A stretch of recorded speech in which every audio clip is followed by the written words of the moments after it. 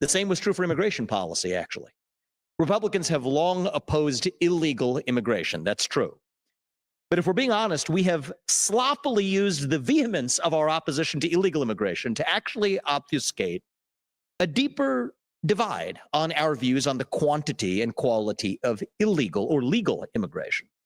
So pre-Trump, the consensus among Republican elites, and I have to confess, I usually hate using the term elites. I think we're too sloppy about it at times. But here, narrowly, I use Republican elites to refer to the subset of people who were most influential in setting Republican policy. The consensus among those Republican elites was that immigration policy was an extension of economic policy. This is Vivek Ramaswamy explaining exactly why he loves immigration. He says why the US need more migration of high-skilled workers. He is pretty much against illegal immigration, but would love more migration to the US for high-paid and high-skilled jobs. Let's watch. Do whatever maximizes the size of the economic pie, period. If companies could reduce their marginal costs with high-quality skilled labor, then bring that into the maximum, and we should design an immigration system that maximizes the ability of companies to do that. That was the old worldview. But by contrast, the nationalist view at the time was different. It said that immigration policy is tantamount to labor policy. And so unlike the neoliberal economic policies, the most important question was no longer what maximized the size of the economic pie, but what maximized the well-being of American workers. That was the new post-Trump view. The same went for international trade. The historical Republican elite view was that more trade is inherently good, period. And by contrast, the post-Trump New Republican view was that the top objective of trade policy shouldn't just be to blindly increase the size of the economic pie, but instead to advantage American manufacturers. Again, this bucked the consensus in both major parties. So just as Trump reframed foreign policy through the lens of what advanced American interests, just as he reframed immigration policy through the lens of what advanced American workers' interests. So he basically wants more migration, more skilled workers to benefit American manufacturing. But what he doesn't realize is that in America, there are many, many people that are looking for a job, a high-paid job, a high-skilled job, and they are basically unemployed. They can find a job that suits them. So I'm not sure if that's actually the right idea to bring in more people to work in America when there are so many people in America already who are unemployed.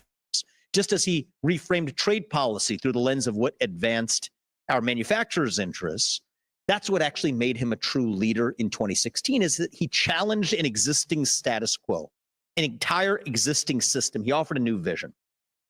And I think it's a testament to his success that what began as a challenge to the system became the new system. But I think where we are today, nearly a decade later, we're seeing a version of that same old problem present itself in a new way. They say if you care about somebody, you tell them the truth. If you care about yourself, you tell them what they want to hear. I prefer to challenge audiences rather than to show up with audiences and tell them what they want to hear. And I spoke at the Libertarian Party's convention, and I challenged the libertarians with views that I think buck the Libertarian Party's view, but I'm going to do the same thing in this room today. Today, I think we're seeing a lot of Republicans step up and utter phrases. I travel the country on the campaign trail for down ballot candidates trying to help them. And I'm seeing a pattern that concerns me, actually. We see candidates utter phrases like America first.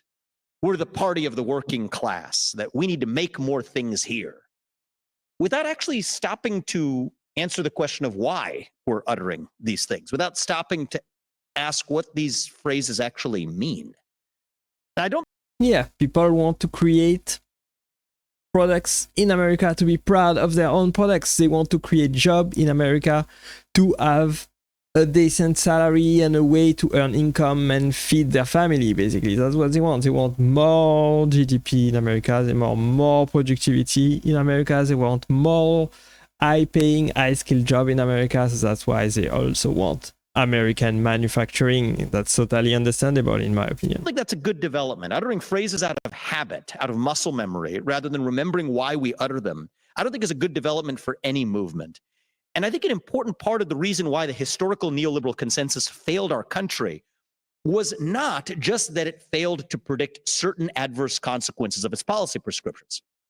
After all, no economic or political theory is ever perfect. I think the thing that was the deeper problem with the old neoliberal consensus was the intellectual laziness and capture through which it earned its staying power. Even after the 2008 financial crisis, you'll remember, the neoliberal consensus on immigration, on trade, on foreign policy became so codified as dogma in the Republican Party that our own Republican presidential candidates, from George Bush to John McCain to Mitt Romney, didn't know exactly why they were saying the things they were saying. All they knew is that they were supposed to say them. And I'm keen to make sure that we don't make that same mistake in our own America First movement today. So this evening, I'm going to, as I said, give a not quite a campaign style speech, but to focus on a different question. Not the urgent question of who wins the election this year, the less urgent but no less important question of where the America First movement is actually going to go or ought to go after what I hope is a successful second Trump term. It's not a rah-rah speech. My goal is to actually tonight just illuminate what I view. Okay, so he's basically already thinking about what's gonna happen after Trump's presidency, basically in 4 years, in 2028.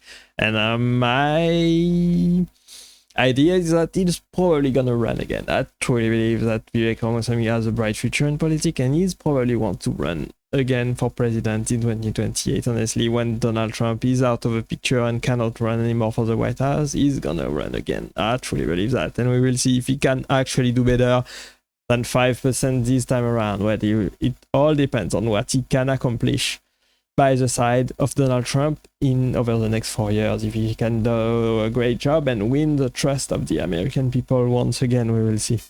You as this growing, healthy, but existent rift between what I call the national protectionist direction of the future and a national libertarian direction for the future. And of course, Vivek Ramaswamy is a libertarian. He is more a libertarian than a protectionist. Both of them reject the historical neoliberal consensus on foreign policy, on trade, and on immigration.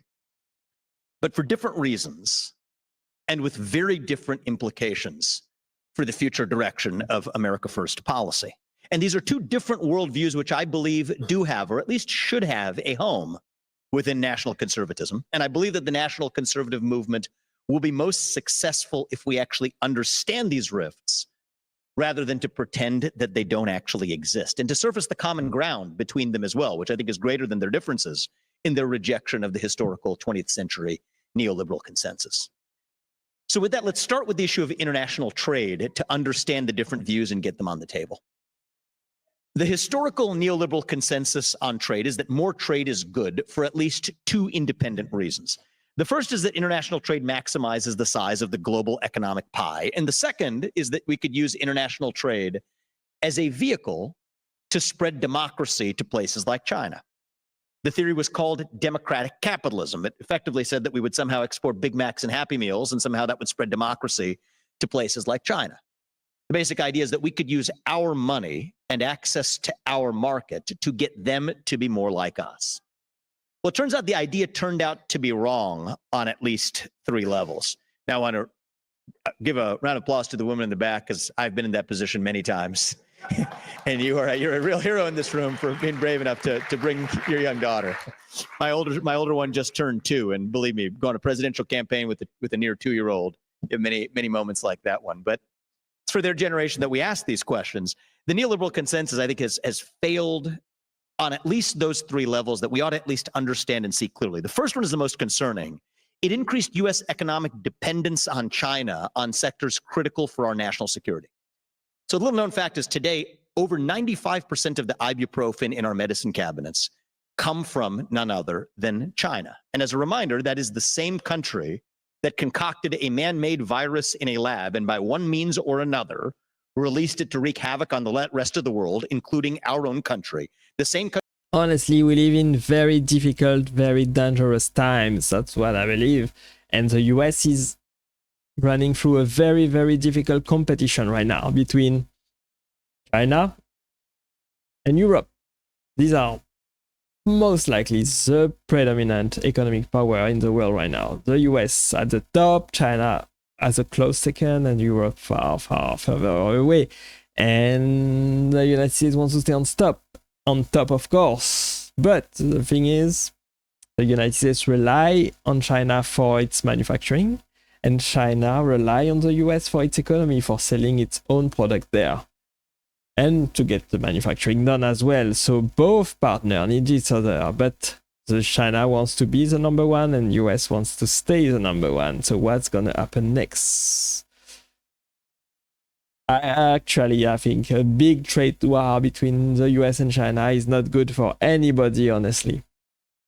If you ask me, a trade war is not good for nobody. But we have to keep in mind that China is also a very, very abusive autocratic system right now. And if we want to defend our own values of liberty and freedom and free speech, then we have to do something about that one.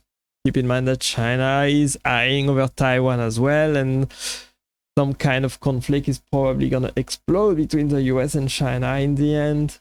Hopefully not. Hopefully I'm completely wrong about that one. Hopefully Taiwan stays independent and hopefully the US stay number one.